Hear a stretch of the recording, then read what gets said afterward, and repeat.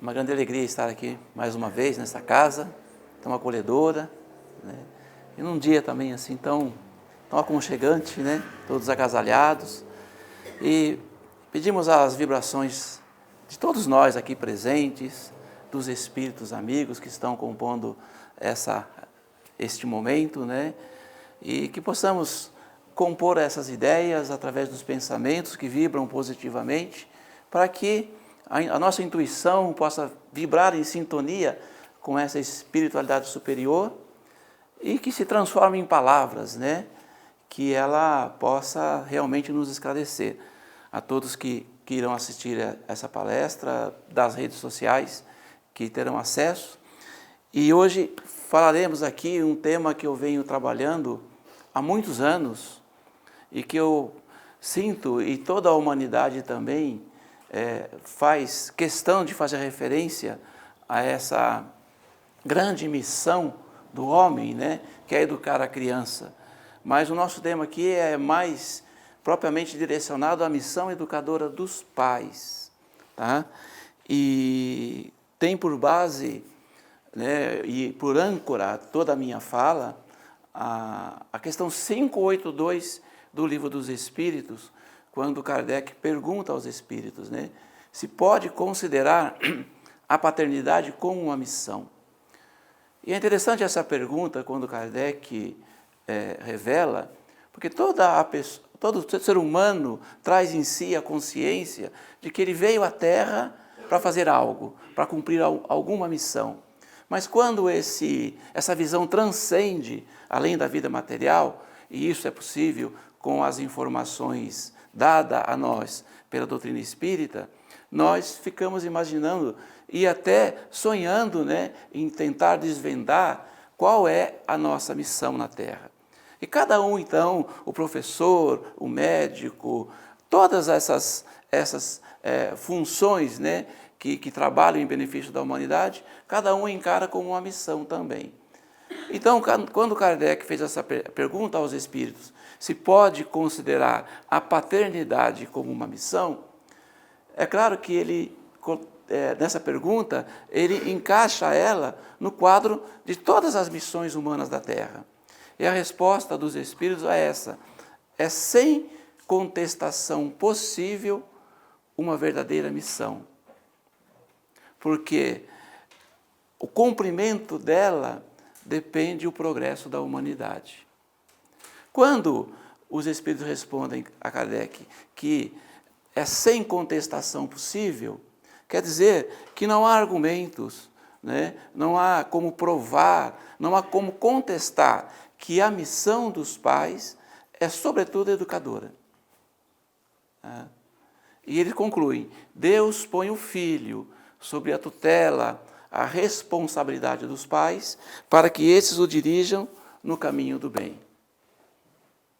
Sempre é possível, então, quando fazemos essa palestra, associar o tema a uma criança, né? A criança. A redenção da humanidade, diz Isabel Senira, a redenção, o redimir dos erros, o redimir dos pecados, né? Como comumente nós conhecemos as nossas falhas, né? Denominamos de pecados, né? Quando vimos de uma tradição religiosa. Mas Isabel Senira vai dizer que a redenção da humanidade terá começo no caráter da criança. Ou o sofrimento dos homens não terá fim. Há quanto tempo nós ouvimos dizer que a criança é o futuro? E quando chega esse futuro? E a criança continua ainda a ser, às vezes, muitas vezes desprezada. Tá? Essa frase de Isabel Senira quer dizer o quê? Que todo aquele pai, mãe, tio, avô, professor, todo aquele que tem em sua volta uma criança, deve se esforçar para, desde a tenra-idade, desde pequeno, ensinar fraternidade para os nossos filhos, para os nossos alunos, para os nossos netos, ele ter contato com essas palavras. Para você ter uma ideia, eu trabalho em projeto social e a gente tem contato com muitas crianças que vêm de todas as condições sociais. Tá? Para ter ideia do que eu vou dizer, nós precisamos fazer um link com o Evangelho segundo o Espiritismo, no capítulo 9. Tá? E lá os Espíritos vão dizer o seguinte: cada época está assim marcada com o selo da virtude, do vício, com o selo da virtude ou do vício, que a deve salvar ou perder, para entender a questão. Ele está dizendo que cada época fica marcada com o selo da virtude ou do vício, que a deve salvar ou perder. A virtude da vossa geração é a atividade intelectual. O seu vício é a indiferença moral. E isso foi escrito em 1864. Tá? E veja o quanto que nós progredimos de lá para cá em intelectualidade e ainda não alcançamos o necessário de moralidade para evitar os conflitos domésticos. Às vezes nem da Terra, né, do planeta inteiro. Tá? Por que eu digo isso? Porque quando você tem contato com a criança, contato direto com elas, nós percebemos que elas trazem do ambiente onde elas vivem ideias, pensamentos, vícios dos seus próprios pais. Né? Então, qual é o contato que a gente percebe?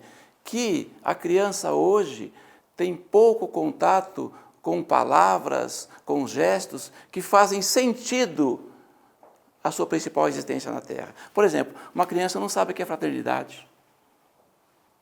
Tá? Não sabe o que é caridade.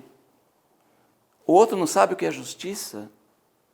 Lealdade, então, uma palavra quase impossível deles entenderem. Então, nós percebemos que quando falamos que a criança é o futuro, nós esquecemos do presente. Né? Esse futuro depende do presente. Então, por isso que a gente tem que se esforçar ao máximo em contato com as crianças e ensinar fraternidade a elas. Nós vivemos numa sociedade hoje que não é possível mais educar as crianças do século XXI com métodos do século passado. Nós percebemos muito isso, né? Há um aprimoramento, um esforço do ser humano em aprimorar ou em tornar eficiente naquela área que é do seu interesse, profissional principalmente. Mas quando o assunto é tratar de educar uma criança, eu posso fazer com aquilo que eu sei, com aquilo que eu aprendi. Não é verdade? Perceberam isso? Não existe um empenho, um esforço, né? Às vezes, isso não eu não quero generalizar uma situação, né? Porque tudo aquilo que generaliza, ele peca pelo extremismo, né?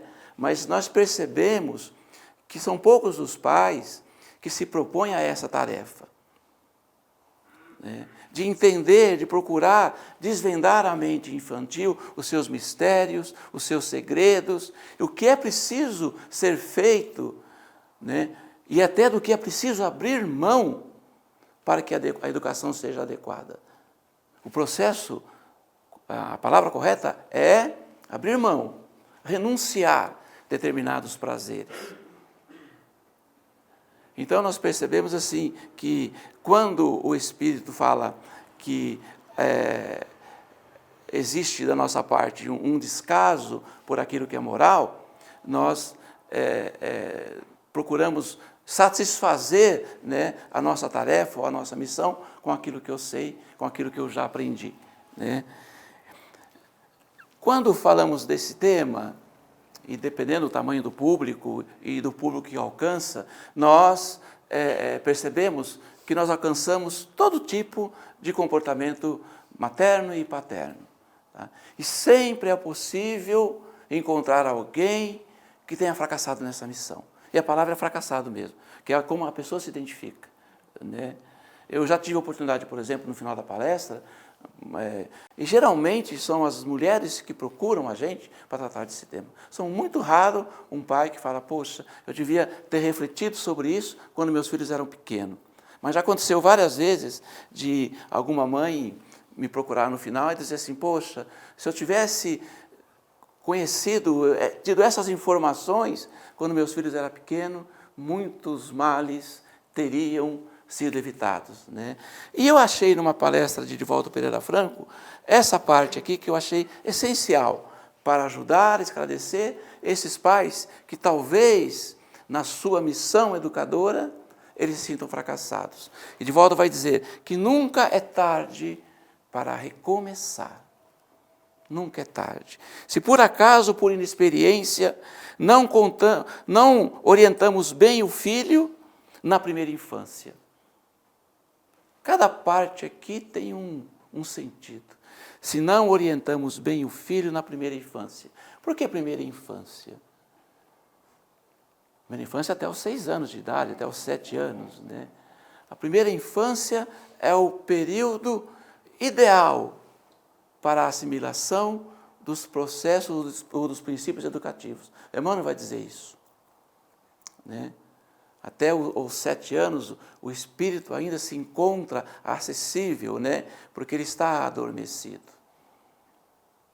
A neurociência vai dizer que até os 6 anos de idade, uma criança vai acontecer situações que ela vai vivenciar que não irão mais se repetir nas futuras fases, tá? Ou seja, só vai acontecer até os 6 anos. Mas que se não for trabalhado, se não for observado pelos pais nesse período, eles podem transformar-se na fase seguinte em demandas, em conflitos, em complicações, né, de ordem mental, de ordem psicológica. Então, quando fala que se não orientamos bem o filho na primeira infância, é o principal cuidado que devemos ter nessa fase. É sempre tempo de recomeçar, porque estamos sendo educados até a hora da própria desencarnação, né? Ou seja, toda a vida é um processo educativo. Os pais que não lograram encaminhar bem os filhos, porque lhes faltava o equilíbrio do discernimento. Faltou experiência, não sabia, né? A gente percebe isso quando lidamos com criança que já poderia estar na escola, poderia estar está ainda naquele processo, né, escolar, e a criança já está entregue ao tráfico, por exemplo, né? E muitos pais falam assim, o que fez essa mãe? Onde ela estava? Onde esses pais estavam que não cuidou dessa criança? Que não deu educação? Agora, por que não deu educação? Porque não estava preparado, né? Talvez a infância desse pai é maior do que a infância do que o próprio filho, espiritualmente falando, tá? Então, cai por terra aquele pensamento que nós tínhamos antigamente. Eu, quando era criança, jovem, eu sempre acreditei que uma pessoa de cabelos brancos, né, que já tenha passado por várias experiências na vida, que ali estava um símbolo, né, de grandeza, de moralidade. E não é isso, né? Não só a doutrina espírita, como a própria vida nos ensina que a idade de um homem não é a garantia de uma atitude correta. Então nós vemos os adultos hoje fumando, bebendo, se embriagando, fazendo coisas horríveis, e crianças que já vêm preparadas, né, para ser o esteio da família. Conheço crianças que representam tudo de bom que existe no lar, né? Então, essa parte que se falta o equilíbrio do discernimento, quando se estava no período da formação da personalidade. Mais uma vez aqui. Qual é o período da formação da personalidade? Até os 7 anos. Tá? É o período da semeadura, porque depois vem só a colheita. Só a colheita. Por isso que vemos hoje muitos pais apavorados, né, quando o filho começa a partir a caminho da adolescência. Enquanto que na primeira infância o espírito ainda está adormecido, então é possível sempre a criança assimilar as ideias do pai ou da mãe, né? Porque criança vê, criança faz. Não é assim? Já viram? Criança vê, criança faz. A criança aprende aquilo que ela vivencia. Tá? Se ela é criada num ambiente de violência, por exemplo, um exemplo, se a criança é criada num ambiente de violência, tá? Ela tenderá a ser violenta. Não que isso significa necessariamente que ela será violenta. Porque pode ser um espírito preparado, não é assim que funciona a vida, né? Quantos espíritos evoluídos reencarnam em situações demasiadamente de sofrimento, de dor, até de negação dos princípios educativos. Então, se a criança é criada num contexto de violento, ela tenderá a ser violenta.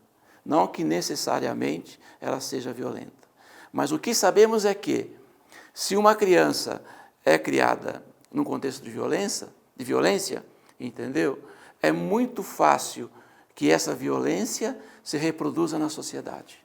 Antigamente, você deve lembrar, professora, mas antigamente a criança numa escola, ela era repreendida, ela era punida por aquilo que ela fez. Então toda a rebeldia de um aluno dentro da sala de aula era a criança que recebia os castigos, né? Hoje não. Hoje a abordagem social nos remete a um outro pensamento. Tá? Ou seja, nós observamos a criança e o seu comportamento, sim, que é o dever do educador. Tá? Mas precisamos fazer uma avaliação do ambiente onde ela vive. Isso diminui um pouco, ou até muito, o conflito entre professor e aluno, que ele passa a compreender melhor aquela criança e o seu comportamento, visto que qualquer um no lugar dela, no lugar dessa criança, seria igual ou pior, né? Então, o período da personalidade é esse. Então, o que acontece, então? Os pais ficam distraídos nessa fase principal, descuidam, aí começa o quê? A eclodir o espírito gigante que está adormecido ali. Aí vem toda aquela bagagem do passado, né? Então, em qualquer momento pode recomeçar, em qualquer instante, de maneira suave, perseverante e otimista. Através do quê? Do exemplo e da vivência do amor. É isso. Tá?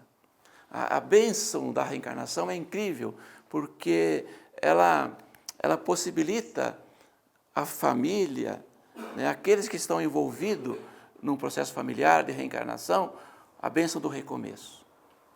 Tá? É como que se eu dormisse essa noite, acordasse amanhã, esquecendo tudo que eu fiz hoje, que eu fiz ontem, e Deus fala assim: recomeça, meu filho. Tá? Não fica preso no passado, não fica olhando no retrovisor, olhe para frente e recomece uma outra vida, né? Uma outra existência. A reencarnação é isso. Tá? Então, o amor. Então, os pais recebem os filhos, aquela criança meiga, doce, frágil, né? O que vai ser feito agora?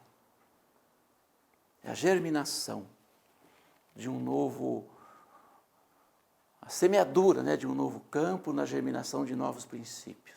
Germinar. Eu gosto muito, quando eu faço essa palestra, falar de um poema de uma amiga que escreveu, Dora Encontre. E ela fala disso. É um alerta aos pais para observarem aquele momento propício à assimilação dos princípios educativos. Né? Onde a criança, o espírito está aguardando uma nova mensagem, uma nova ideia, um novo olhar para a vida. E esse poema diz assim, é germinação. E quando a gente fala esse poema, eu sempre vem à minha mente uma semente, né, que está guardada ali, debaixo da terra. De repente ela brota. E começa, né? E ali vai sair uma árvore. Pode sair uma árvore frondosa, que vai gerar frutos, que vai gerar flores, ao abrigo da sombra, né? Mas tudo depende da maneira como o jardineiro cuidou dela. O poema diz assim: a alma humana é divina, e dentro dela germina semente de perfeição. Bastará o seu cultivo para que o homem cativo trilhe livre a evolução. Cultive-se na criança essa bendita esperança de um ser humano melhor, de um ser que ame a justiça e amaine toda a cobiça, fazendo o bem ao redor. Mas não se alcança a virtude numa rígida atitude de limite e punição. Só o amor farto, completo, semeia em pleno deserto os frutos da perfeição. O exemplo nobre de paz, o diálogo loquaz, a ternura partilhada são os caminhos mais certos para fazer homens corretos que sigam a própria estrada. Confiemos no porvir, pois o amanhã que há de vir, bonita promessa encerra.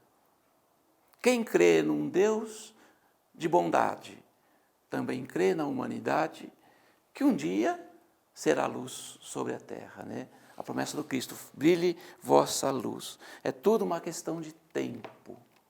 Tempo, dedicação, né? Tudo uma questão de tempo. Quando você diz que não tem tempo para algo, significa que aquilo não é prioridade para você. É uma questão de prioridade.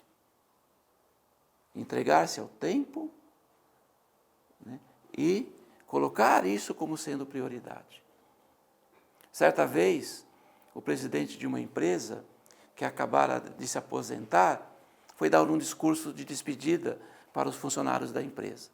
E diante de um salão repleto de funcionários e convidados, ele iniciou a sua palestra dizendo assim: eu sei que muitos de vocês aqui, jovens, executivos, estão almejando ocupar o cargo que eu acabo de deixar.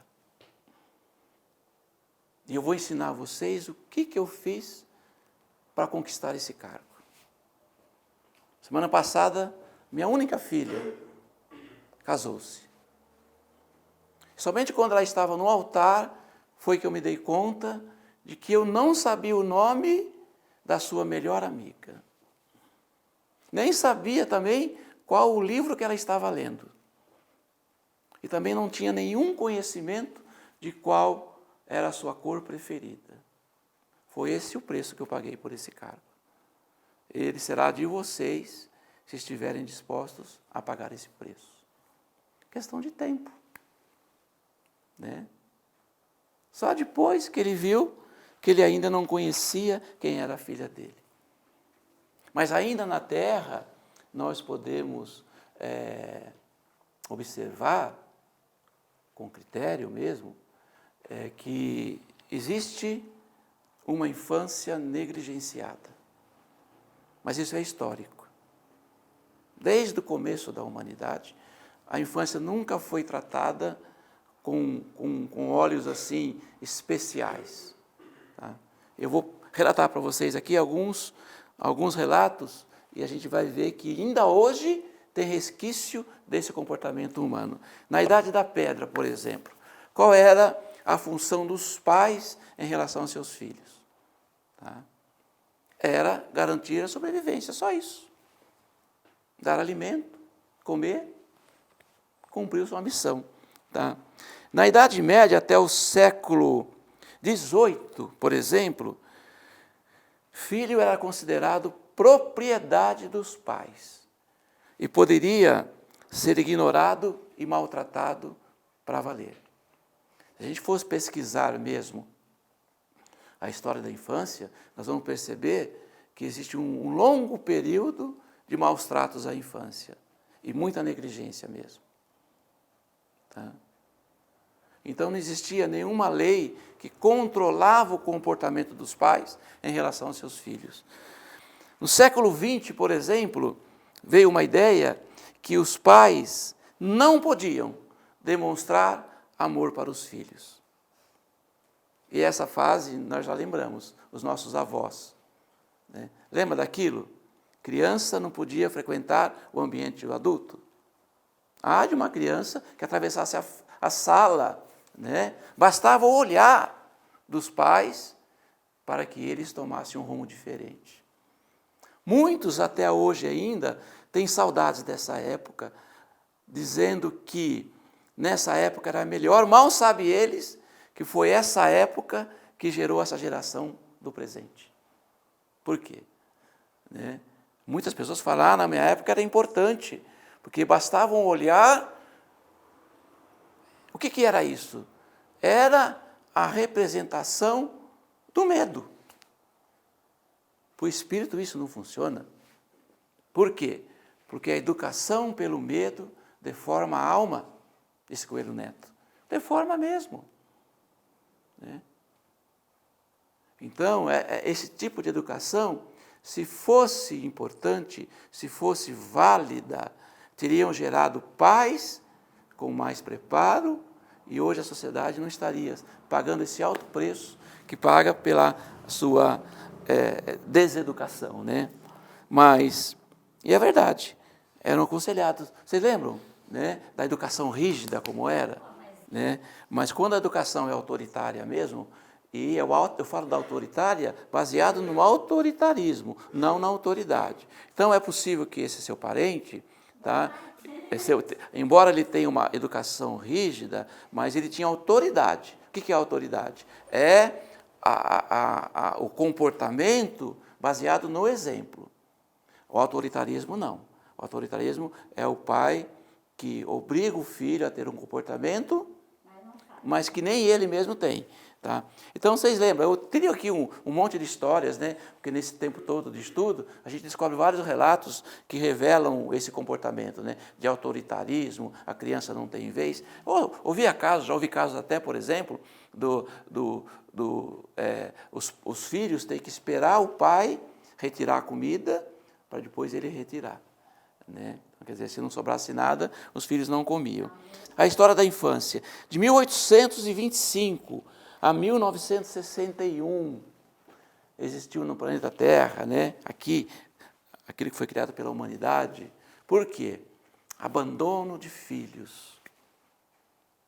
Teve uma época que teve muito isso. Aí foi criado pelas santas casas, a chamada roda dos expostos, ou roda dos excluídos. Já ouviram falar? Né? Era um artefato que ficava na parede, uma portinhola, abria, né? E ela rodava, colocava a criança ali dentro, fechava e tocava um sino. Quem pegava lá dentro não sabia quem deixou, e quem deixou não sabia quem pegou. Né? Isso foi até 1961. E no século XXI é resgatado novamente na Alemanha. Resgatou de novo. Hoje tem, né, um processo que, devido ao abandono das crianças, tiveram que tomar essa providência.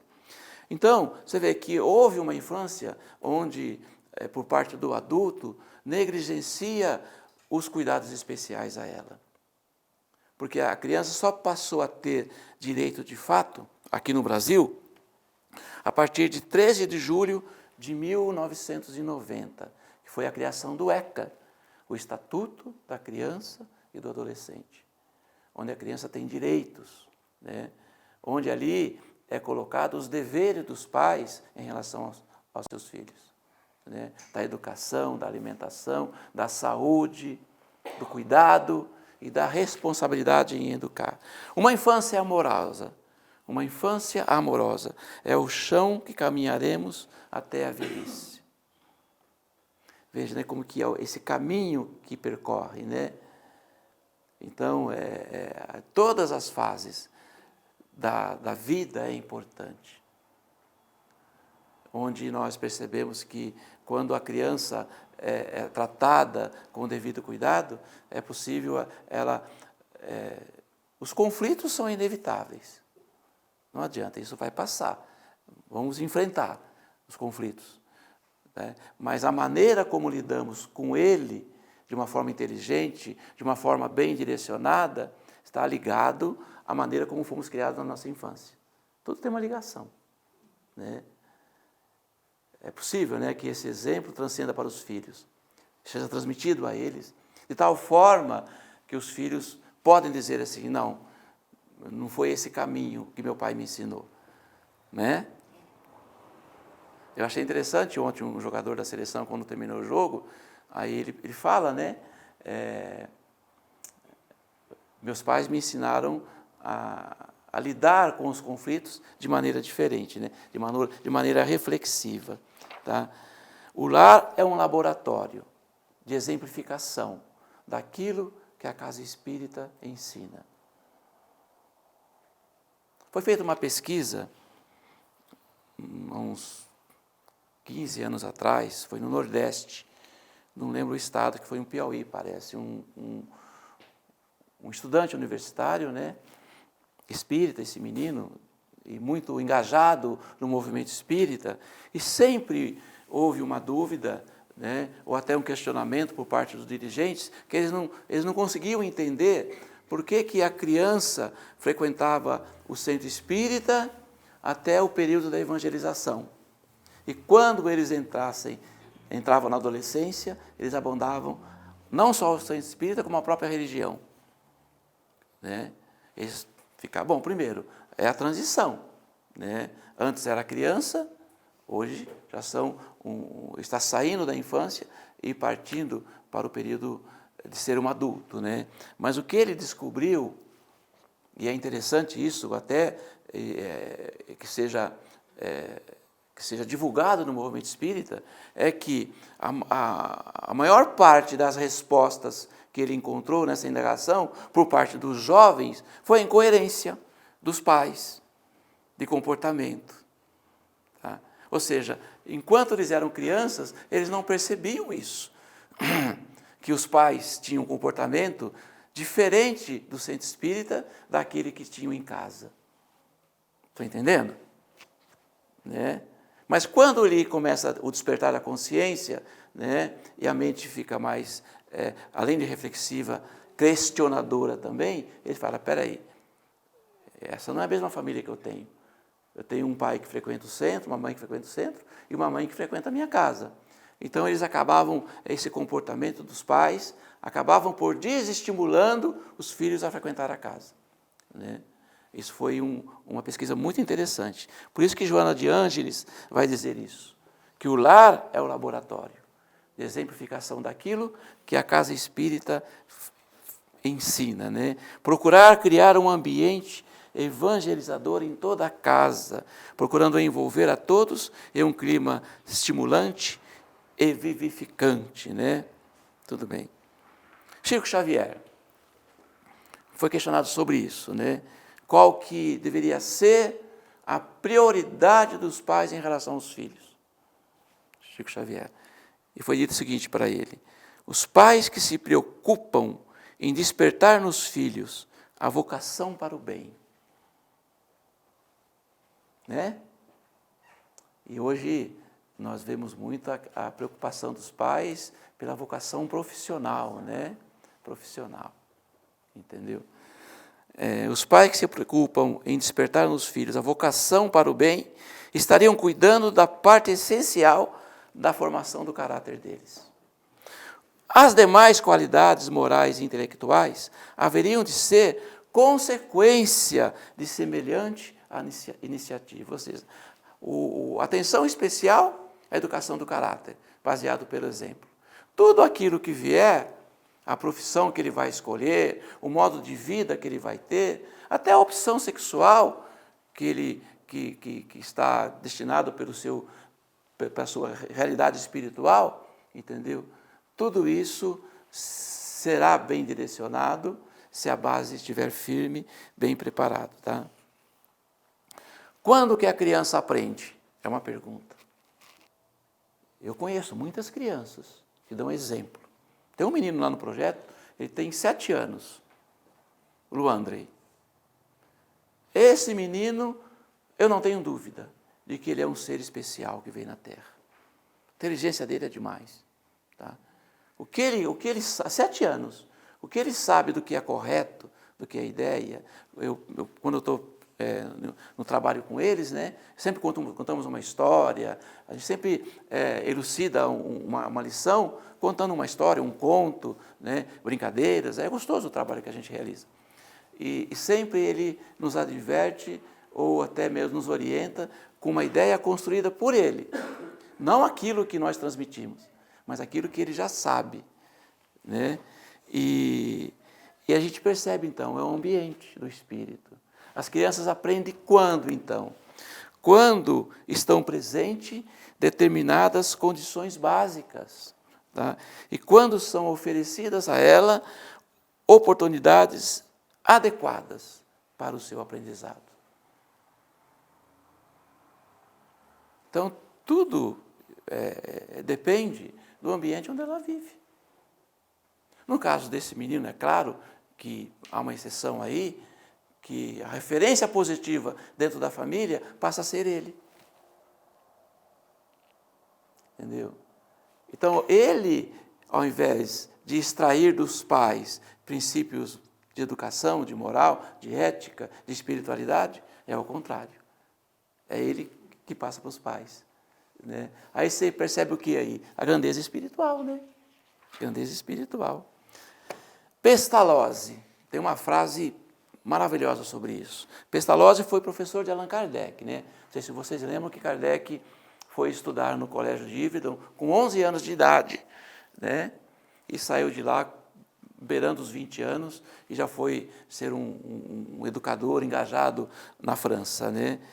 E se a gente for remontar a história da época de Kardec, da infância de Kardec, nós percebemos não o nascimento, porque nasceu bem antes esse comportamento, mas nós percebemos a prática de uma educação muito rígida, né? Que é ali no século XIX, né? Nas escolas, a punição, o castigo, tá? A vangloriação, né, da criança inteligente e o demérito daquela que não conseguia acompanhar o aprendizado. E Pestalozzi rompe com essa tradição de rigor, de autoritarismo, com o seu comportamento de amor com os jovens. Onde ele cria uma escola, né? Ele cria uma escola onde ele transmite um comportamento, uma ação tão amorosa que os alunos o chamam de pai. E ele vai dizer que o amor pedagógico, o amor que educa, o amor que ensina, não é aquele que pune, não é aquele que castiga, né? Às vezes eu tenho esse diálogo com algumas pessoas, né? Até essa semana mesmo, um amigo meu dizia assim, ele vai ter o primeiro filho agora, né? A esposa está grávida, e ele começou a querer se interessar pelo tema. Eu pego muito no pé dele. Aí ele fala assim, mas uma palmadinha de vez em quando não faz mal, né? Entendeu? Pode até não fazer mal, mas bem a gente tem certeza que não faz também. É o amor. No capítulo 11 do Evangelho segundo o Espiritismo vai dizer isso, a lei de amor. Tá? Não acrediteis, capítulo 11, Evangelho segundo o Espiritismo, a lei de amor. Não acrediteis na esterilidade e no endurecimento do coração humano. Ele cede, mesmo contra a vontade, ao amor, se for puro, se for verdadeiro. Né? Ele vai se entregar. Gandhi disse isso também.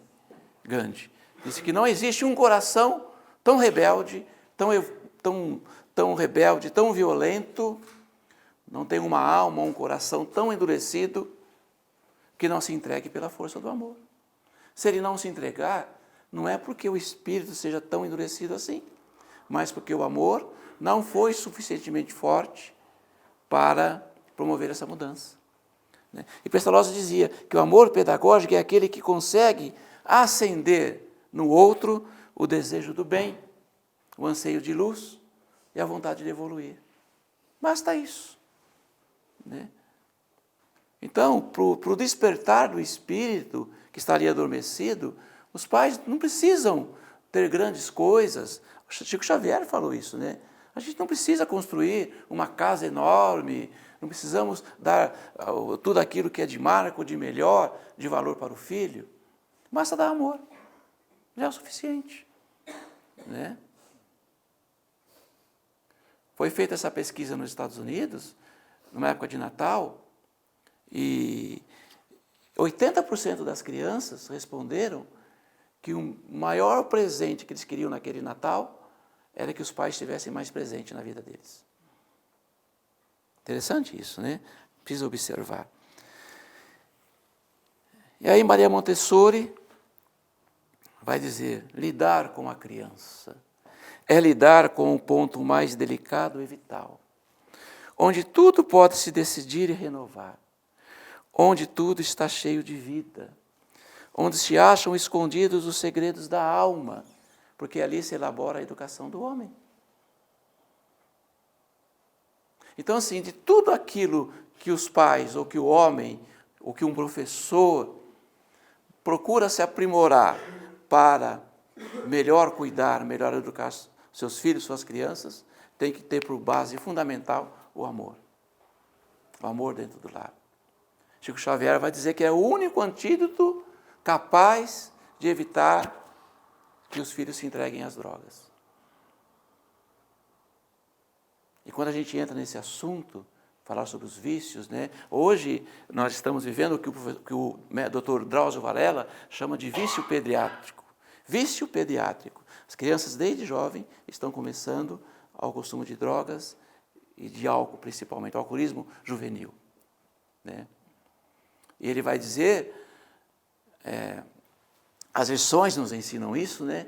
Ele vai dizer que isso é chamado de vício pediátrico, mas o que nós percebemos, na maioria dos casos, quando o pai ou a mãe descobre que o filho é usuário de determinada droga ou bebida, o primeiro pensamento que os pais têm é em busca dos efeitos daquele produto. Ou seja, o que causa, né, quais são os malefícios que aquela droga que o filho está usando pode causar. Então, o primeiro foco é descobrir que tipo de droga ele está usando e quais são as suas consequências, sem pensar primeiro no motivo que levou o jovem a fazer o uso da droga.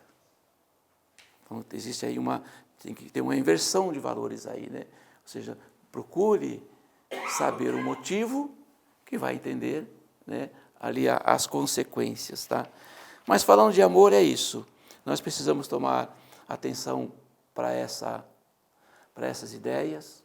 É o amor dentro do lar. E quando falta o amor, o que pode acontecer, né? Um rico empresário, um homem muito bem-sucedido nos empreendimentos que ele desenvolvia, numa tarde, ele deixa lá seu confortável escritório, né, e vai até o hospital da sua cidade, porque era o horário de visita. E ele foi visitar o seu velho pai, que estava internado, né, já com o diagnóstico de câncer terminal. E quando ele estava assim, já indo em direção ao quarto, onde seu pai estava internado, ele depara no corredor com o médico que cuidava da saúde do pai. E o doutor interrompe a caminhada e diz assim, olha, eu preciso falar com você antes que você entre no quarto. Eu tenho um assunto muito delicado para tratar com o senhor. E os dois entram ali no consultório, e ele, por se tratar de um homem muito rico, com muita influência na cidade, né, ali praticamente o gerador de emprego da maior parte da população, de funcionários, o médico, muito cautelosamente, pede desculpa a ele, fala, senhor, me perdoa o modo que eu vou falar com o senhor, mas isso é muito sério, e eu preciso tratar desse assunto, porque, não sei se o senhor sabe, mas um paciente de câncer, como está o seu pai, já em estado terminal, onde a medicina não pode fazer mais nada. Tá? É cientificamente comprovado que nesse difícil e doloroso momento que atravessa o paciente, quando ele percebe o amor da família, ele se sente mais acolhido, sente-se mais tranquilo. Ou seja, o médico estava fazendo uma cobrança a ele, né? Em fazer mais visitas, em dedicar-se mais em amor àquele velho homem que estava ali já acamado, com poucos dias de vida. O rico empresário fala assim: eu sei o que o senhor está querendo dizer. Eu quero dizer o seguinte, eu vou contar um pouco da minha história para o senhor. Tá? O senhor vai entender. Ele falou, minha mãe era uma mulher muito jovem, muito bonita, tá? E ela trabalhava no porto. E lá, ela fez amizade com muitas pessoas. E nesse período que minha mãe era jovem, sempre passava por ali um forasteiro, um homem, né, muito galanteador, e era alvo de cobiça de todas as moças daquela região. Mas ele se encantou e preferiu de todas as mulheres ali a minha mãe. E os dois começaram a namorar. E muito rapidamente eles se casaram. Minha mãe ficou grávida e nasceu gêmeos. Falou, eu tenho um irmão muito parecido comigo, né? Univitelinos. Né? Nós confundimos. Tanto é que não sou eu que venho aqui todo dia. É o meu irmão que é muito parecido comigo. E as pessoas confundem. Falou, e minha mãe nós nascemos. Mas ele disse assim, só que eu não tenho lembrança do meu pai. Eu não lembro, eu tento buscar na memória da minha infância, algum momento que eu vivi com ele, eu não consigo lembrar. Só sei os relatos contados pela minha mãe. Né? Porque o meu pai casou-se com a minha mãe, nós nascemos, mas ele continuou levando aquela vida de boemia, de galanteador. Tá? E quando tínhamos 5 anos de idade, meu pai nos deixou, foi embora de casa. E minha mãe, para não nos causar nenhum desconforto, toda vez ela, no nosso aniversário, no Natal, nas festas, ela tentava inventar uma história. Papai foi trabalhar, papai está viajando. Só quando tínhamos 8 anos, foi que minha mãe revelou que nosso pai tinha ido embora e que seria ela que cuidava de nós. Bom, o que aconteceu? Minha mãe entregou-se totalmente para a nossa educação.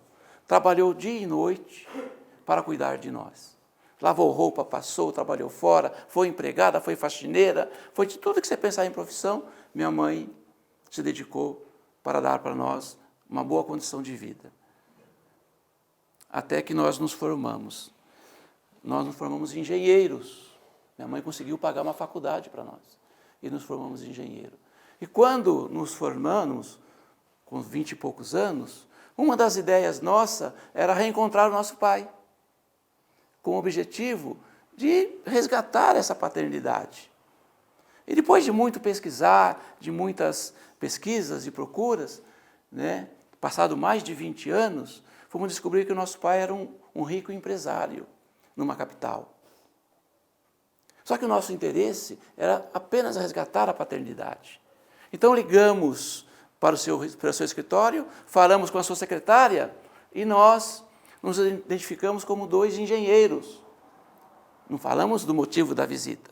Queríamos até lá, né, para conversar com ele sobre negócios. E assim nós fizemos. Colocamos o diploma debaixo do braço e, cheio de entusiasmo, de alegria, de otimismo, de amor mesmo, fomos em busca do nosso pai. E diante dele, no escritório, percebemos que ele não havia nos reconhecido, que o assunto até então era só sobre negócios. Nós perguntamos a ele, o senhor não está nos reconhecendo? Ele falou, não, eu nunca vi vocês. Né? Ele falou, mas nós somos gêmeos. Ele falou, estou percebendo, a cara de um é a cara de outro. Mas mesmo assim o senhor não lembra de nada? Não lembro de nada. Ele falou, somos seus filhos. O silêncio foi a resposta. E ficamos aguardando ali, entusiasmado, um grito de entusiasmo, de alegria, um abraço, um choro de amor, né? De reencontro, mas ele somente voltou a falar para dizer o seguinte: eu vou dizer uma coisa para vocês. Se é dinheiro que vocês vieram buscar, vocês estão enganados. Porque eu não vou dar 1 centavo da minha fortuna para vocês. Eu falei, não, pai, não é dinheiro que a gente quer, não. Queria só ver o senhor mesmo. Bom, então se o assunto é familiar, vocês podem ir embora então.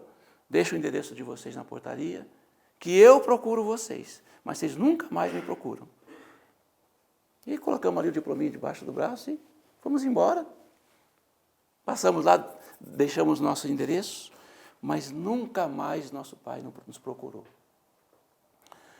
E agora, recentemente, eu estava no meu escritório, tocou o telefone, a secretária atendeu, passou para mim e falou, doutor, é de um asilo querendo falar com o senhor. Ah, pode fazer doação, sempre liga aqui instituição pedindo ajuda, pode fazer a doação em dinheiro, né? Pode mandar vir buscar o cheque aqui, que a gente costuma ajudar essas entidades. Então, eu disse isso para eles, que vocês costumam ajudar, mas ele disse que não é doação, não, eles querem tratar de um assunto familiar com o senhor. Aí transmitiu a ligação, o homem atendeu, ele disse assim, a pessoa do outro lado, o senhor era fulano de tal? Ah, sim, sou eu, sim. E o seu pai? É fulano de tal? É, sim, é meu pai. Falou, então, é que ele está aqui internado em nossa instituição, já está com um estado de câncer muito avançado, e nossa instituição é pobre, né? Não tem condições de dar um tratamento adequado para ele. Então, nós ligamos para você que é da família, vim buscá-lo, né, para cuidar dele. Falou, não, então estava engano aí, é o mesmo nome, mas esse não é meu pai. Meu pai é um homem muito rico, um empresário muito bem sucedido, né? Jamais ele estaria nessa condição. Falou, então, é o seu pai mesmo, era muito rico, muito bem sucedido, mas perdeu toda a sua fortuna, né? Com boemia, com jogo, com mulheres, com falsos amigos, e hoje ele está aqui nessa condição de pobreza. Aí, doutor, nós fomos lá e buscamos nosso pai, para que pelo menos uma morte ele tivesse dignidade na vida. E assim ele está ali, internado. Mas então, doutor, o senhor fala em amor. E eu gostaria agora que o senhor me ensinasse. Como que um filho que nunca recebeu amor de um pai pode dar amor a ele? Amor, doutor, só recebe aquele que dá. E assim a gente encerra a palestra de hoje nessa reflexão. Tá? O quanto de amor nós estamos dando para os nossos filhos. Que é a principal coisa de que eles necessitam. Que Jesus seja sempre o mestre em nossas vidas. Obrigado pela atenção de todos.